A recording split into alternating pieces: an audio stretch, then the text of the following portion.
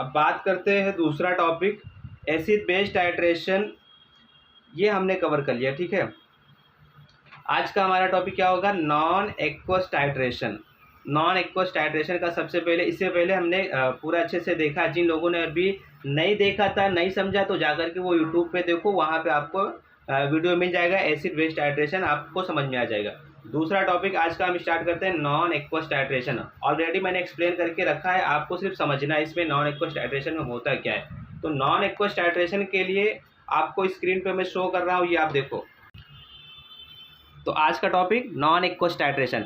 इस केस में मैंने क्या बताया था कि इसमें जितने भी एसिड बेस टाइट्रेशन या दूसरे टाइप के टाइट्रेशन हैं, तो उनके लिए आपको जो सॉल्वेंट यूज़ करना होता है वो क्या रहता है, वाटर रहता है। जनरली क्या रहता है, वाटर रहता है। बट किसी किसी केस में ये देखा गया है कि जो हमारा एंड पॉइंट होता था, शार्प एंड पॉइंट नहीं मिलता है, तो उस केस के लिए हमें नॉन एक्वस मतलब non watery liquid, non water कोई भी लिक्विड हम यूज़ करेंगे फॉर द सॉल्वेंट पर्पस।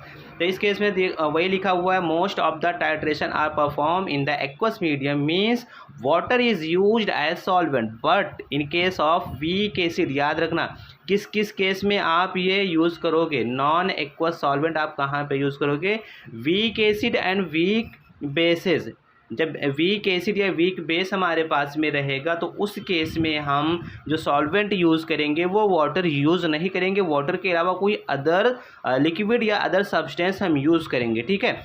ऐसा क्यों करते हैं, बिकॉज अगर हम वाटर यूज़ करते हैं तो वहाँ पे हमें शार्प एंड पॉइंट नहीं मिलता है, वहाँ पे मुझे जो रिएक्शन कंप्लीट होती थी और एंड पॉइंट मिलता है वो नहीं मिल पाता है। तो इस वजह से हम नॉन एक्वस सॉल्वेंट यूज़ करेंगे। कुछ एग्जांपल यहाँ पे दिया हुआ है, for example benzene, toluene, carbon tetrachloride, acetic acid, pyridine, ठीक है। 4-5 एग्जांपल मैंने लेकर के रखा है, आपको जो भी इजी लगेंगे 2-3 तो एटलीस्ट आपको याद करना ही करना पड़ेगा। अब यहाँ पे डेफिनेशन दिया हुआ है, क्या डेफिनेशन दिया हुआ है ये आप देखिए, the titration of substance are carried out using non aqueous solvent are called non aqueous titration. तो ऐसा कोई भी सब्सटेंस जो किसका नॉन एक्वस सॉल्वेंट का आप यूज़ करके टाइट्रेशन करोगे तो इस टाइप के टाइट्रेशन को आप क्या कहोगे, नॉन एक्वस टाइट्रेशन। ये चीज़ आपको क्लियर हो गई होगी। अब इसमें जो एक थ्योरी है, जो थ्योरी है 1 मार्क में भी पूछ सकता है, रीजनिंग में भी पूछ सकता है कि नॉन एक्वस टाइट्रेशन कौन सी थ्योरी पे बेस्ड है। तो नॉन एक्वस टाइट्रेशन ये बेस्ड होता है Bronsted and Lowry theory. Bronsted और लोरी इन्होंने एसिड बेस का कॉन्सेप्ट दिया था, ठीक है। एसिड क्या होते हैं, बेस क्या होते हैं, इसमें और भी 2 थ्योरीज होते हैं बट वो यहाँ पे यूज़ नहीं होते हैं, ठीक है। एक होता है आर्हेनियस थ्योरी, एक होती है, और एक ब्रॉन्स्टेड लोरी होती है, एक लेविस थ्योरी होती है। तो 3 थ्योरी चलती है जिसमें से क्या होता है, ब्रॉन्स्टेड लोरी थ्योरी यहाँ पे चलती है। Bronsted low according to Bronsted and Lowry theory, acid का अगर हमें डेफिनेशन करना होगा तो एसिड के लिए मैंने बताया था आप लोगों को एसिड क्या होता है और बेस क्या होता है। तो इस थ्योरी के अकॉर्डिंग देखिए क्या होगा, एसिड क्या होंगे, N acid is a substance which donate proton. अगर कोई भी प्रोडक्ट है, यहाँ से अगर प्रोटॉन निकाल दो, यहाँ से प्रोटॉन माइनस हो जाए, मतलब प्रोटॉन का जो फॉर्मूला होता है वो H+ होता है, अगर H+ प्रोड्यूस करता है तो ये एसिड होगा। और बेस क्या होंगे, बेस वही होंगे जो इसी H+ को एक्सेप्ट करेंगे, वो हमारे बेस कहलाते हैं। तो एसिड और बेस का कॉन्सेप्ट यहाँ पे लगता है कौन सी, नॉन एक्वस टाइट्रेशन में लगता है, और जो जिस थ्योरी का यूज़ किया जाता है वो है ब्रॉन्स्टेड एंड लोरी थ्योरी, ठीक। अब इसके बाद में नेक्स्ट पेज पे देखिए, while base is a substance which accept the proton. ये चीज़ अभी मैंने आपको बताया कि एसिड क्या होगा, एसिड क्या कर रहा है, हमारा प्रोटॉन को ये डोनेट कर रहा है, बट बेस क्या कर रहा है, उसको वो एक्सेप्ट कर रहा है, ठीक है। एसिड हमारे क्या होगा, प्रोटॉन को ये डोनेट करेगा, एंड बेस क्या होगा, उसी चीज़ को ये एक्सेप्ट कर रहा है। तो ये चीज़ आपने देखा। अब ब्रॉन्स्टेड एंड लोरी थ्योरी को अलग से फिर यहाँ पे डिफाइन किया गया है। Bronsted and Lowry theory state an acid dissociate in a solution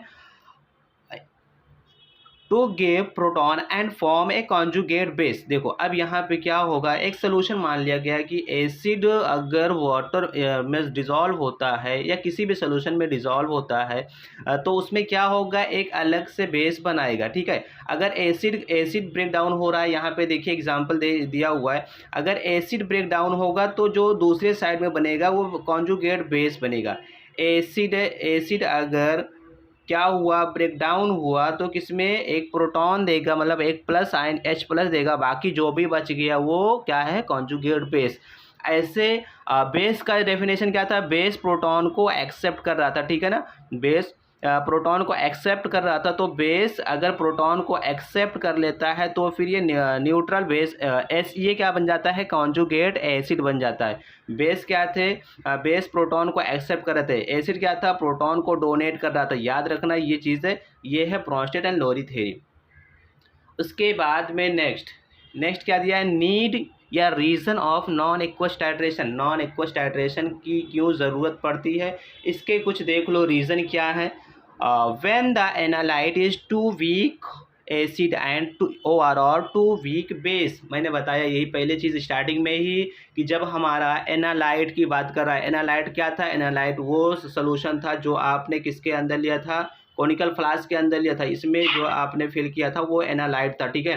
तो एनालाइट की बात कर रहा है, अगर analyte week acid and weak base होगा, और वीक एसिड और वीक बेस में भी बहुत ही ज़्यादा वीक एसिड, एकदम पुअर वीक एसिड होगा या पुअर वीक बेस होगा, तो उस केस की बात कर रहा है। देख लो यहाँ पे, when the analyte is too weak, TOO है, देख लेना, याद रखना कि मतलब बहुत ही ज़्यादा वीक है और या बहुत ही ज़्यादा वीक एसिड या वीक बेस है। तो इस केस में इसकी नॉन एक्वस की ज़रूरत पड़ती है।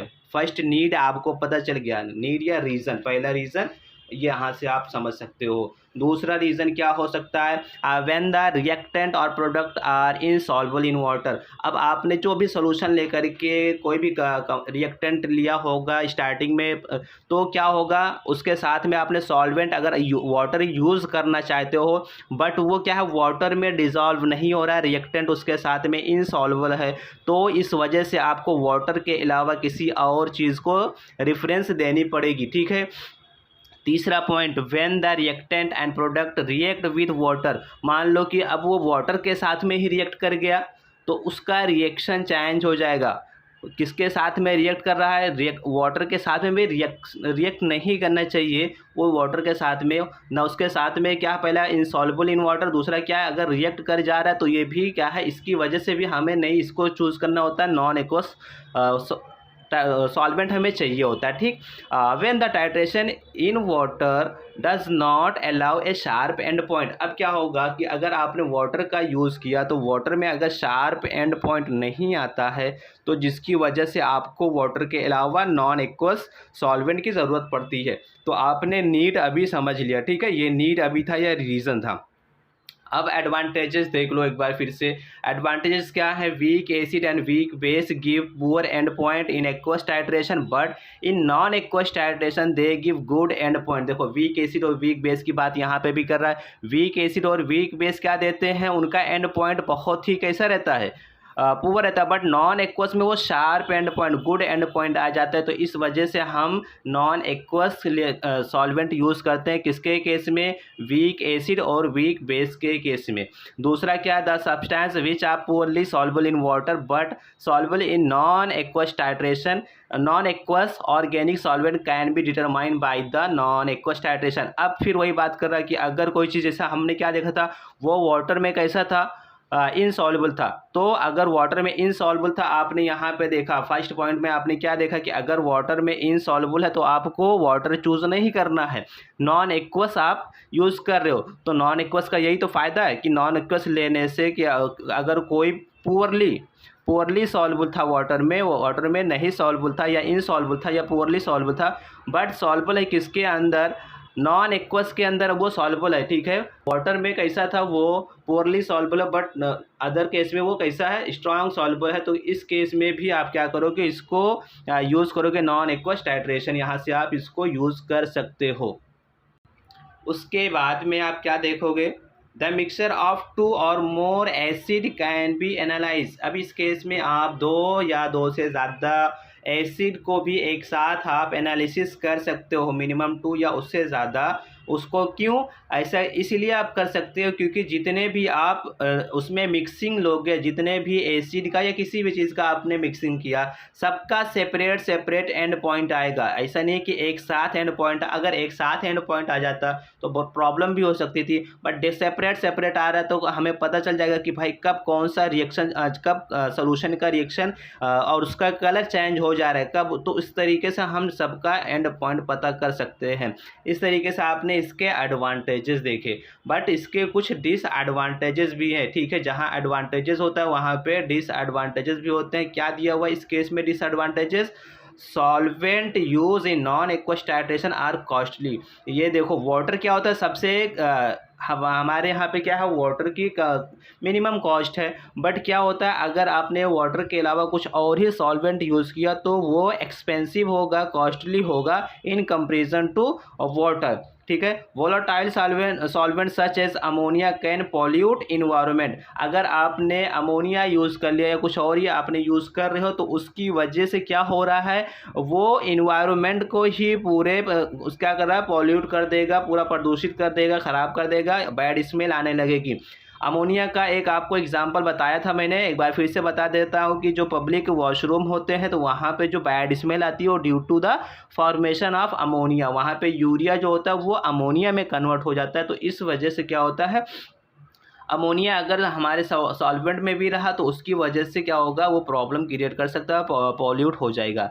और इस केस में बिकॉज ये क्या है, ये नॉन एक्वस टाइट्रेशन है, तो नॉन एक्वस टाइट्रेशन के लिए आपको नॉन एक्वस मीडियम भी बनानी पड़ेगी। नॉन एक्वस मीडियम भी अलग तरीके का इंडिकेटर्स आपको यहाँ पे यूज़ करना पड़ेगा। Indicator need to be prepare in non aqueous medium.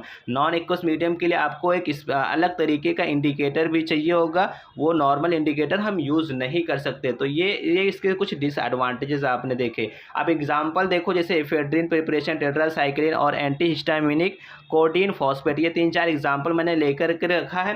तो इस तरीके से आपने पूरा नॉन एक्वस टाइट्रेशन समझ लिया। अभी तक का हमने क्या देखा, नॉन एक्वस सॉल्वेंट, उसका नॉन एक्वस टाइट्रेशन देखा। अब हम क्या देखेंगे इस केस में, नॉन एक्वस सॉल्वेंट के टाइप। जैसे आपने इस केस में क्या यूज़ किया था, नॉन एक्वस सॉल्वेंट आपने यूज़ किया था, तो उसके कौन कौन से टाइप्स होते हैं, यहाँ पे कुछ टाइप दिया हुआ है। जैसे for example aprotic solvent, protophilic, protogenic and amphiprotic, 4 type के यहाँ पे सॉल्वेंट दिए हुए हैं। तो अब चारों सॉल्वेंट को हम इजी वे में, बहुत ही इजी वे में समझेंगे। सबसे पहले क्या दिया हुआ है, एप्रोटिक सॉल्वेंट। तो एप्रोटिक का मीनिंग समझ लो, these solvent are chemically inert, these are unreactive, they are neither acidic or basic।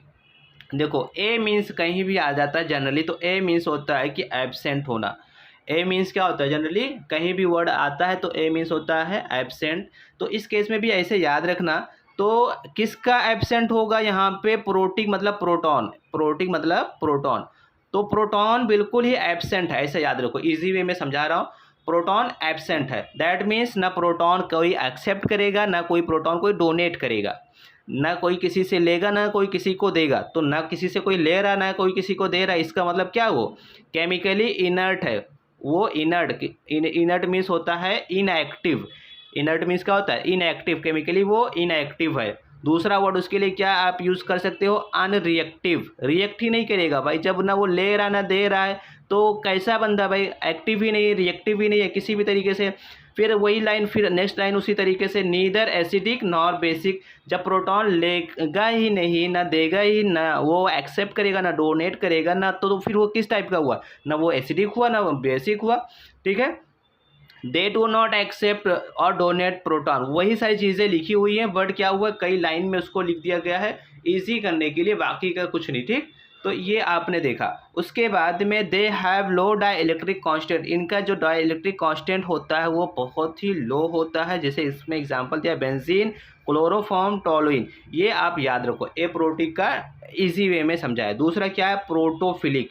अब यहाँ पे समझ लो, प्रोटो मीन्स आपको पता है, प्रोटो मीन्स क्या होता है, प्रोटॉन, H+ आयन।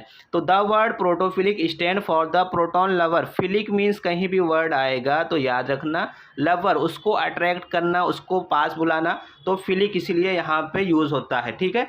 तो इस तरीके से प्रोटोफिलिक मतलब ये प्रोटॉन एक्सेप्ट, क्या होगा, प्रोटॉन लवर या प्रोटॉन एक्सेप्टर। तो अब प्रोटॉन कौन एक्सेप्ट कर रहा था, तो आपको समझ में आ जाएगा कि प्रोटॉन तो एक्सेप्ट करने वाला वो तो बेस था, है ना।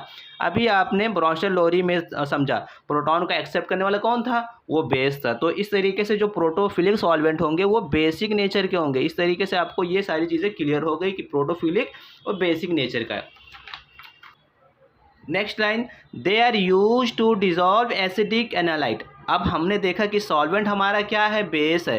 तो बेस में कौन डिज़ोल्व होगा, कोई एसिडिक ही तो आएगा उसको डिज़ोल्व करने के लिए, क्योंकि हमारे पास में दो सोल्यूशन थे, एक बेस था, हमारे पास में दो सोल्यूशन थे, एक क्या था, एक एसिड या एक बेस था। तो इस टाइप में आपने क्या देखा कि हमारा जो प्रोटॉन एक्सेप्टर है वो कौन है, बेस है, ठीक है।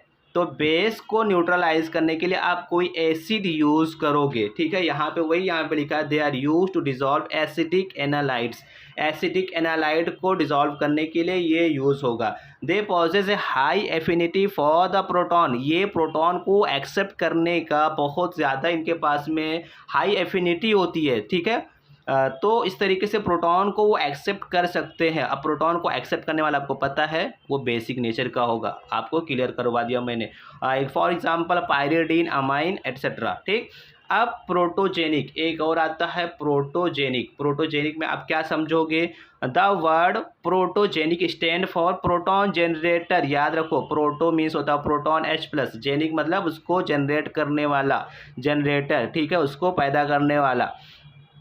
तो फिर क्या है, प्रोटोजेनिक सॉल्वेंट आर। अब जो भी आपको यहाँ से समझ में आ जाना चाहिए कि प्रोटॉन कौन जनरेट कर रहा था, वो था कोई एसिड। आपने किस में समझा, ब्रॉन्स्टेड एंड लोरी थ्योरी में समझा। प्रोटॉन जनरेट करने वाला कौन था, वहाँ पे प्रोटॉन प्रोड्यूस करने वाला एसिड। तो ये क्या होंगे, ये भी एसिडिक नेचर के होंगे। And they can donate proton. तो अब ये प्रोटॉन डोनेट करेंगे।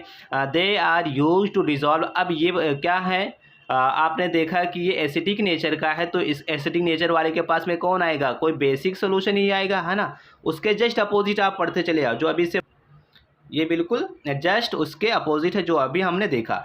अब यहाँ पे जब उनका डाइलेक्ट्रिक कांस्टेंट कैसा था, तो इससे उनको जस्ट अपोजिट यहाँ पे लिखना, they have high dielectric constant. For example acetic acid, sulphuric acid. Acetic acid और सल्फ्यूरिक एसिड इसके एग्जाम्पल हैं, ठीक। उसके बाद में नेक्स्ट एम्फीप्रोटिक। एम्फीप्रोटिक में क्या होगा, एम्फी वर्ड कहीं भी आएगा तो एम्फी का मीनिंग क्या होता है कि वो डुअल नेचर का होगा, बोथ नेचर होगा इसका। कैसा कैसा होगा, प्रोटोजेनिक टाइप का होगा एंड प्रोटोफिलिक, दोनों टाइप का ये सॉल्वेंट होगा हमारा। प्रोटोजेनिक एंड प्रोटोफिलिक दोनों टाइप का ये होता है, बोथ नेचर इसका होता है। दे कैन ईदर एक्सेप्ट और डोनेट। अब सारी बातें जब दोनों हैं तो दोनों बातें लिखते चले जाओ। दे कैन ईदर एक्सेप्ट और donate proton.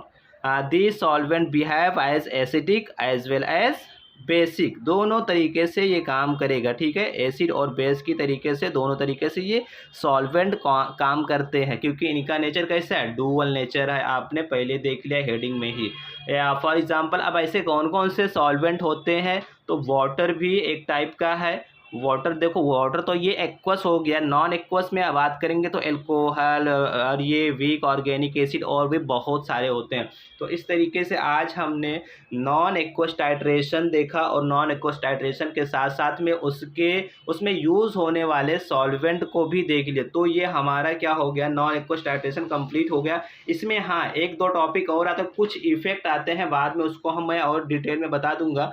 Non aqueous titration के अंदर ही क्या आते हैं, इफेक्ट आते हैं। फॉर एग्जांपल लेवलिंग इफेक्ट, और दो तीन इफेक्ट ऐसा है जो कभी कभी पूछ सकता है, तो उसको हम बात करेंगे नेक्स्ट लेक्चर में, ठीक है। तो ये आप आज समझ में आया, कितना समझ में आया ये आप बताओ। तो आज के लिए बस इतना ही।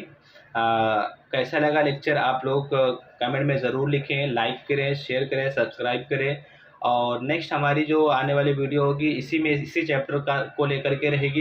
ये चैप्टर हम लोग कंप्लीट करेंगे पूरी तरीके से, ये क्योंकि इसका हमारे पास में वीडियो कोई भी नहीं था, कोई भी लेक्चर्स नहीं थे, तो इस वजह से मैं इसको ट्राई करूँगा जितना जल्दी पॉसिबल हो सके कंप्लीट हो सके, ठीक है। Thank you for watching.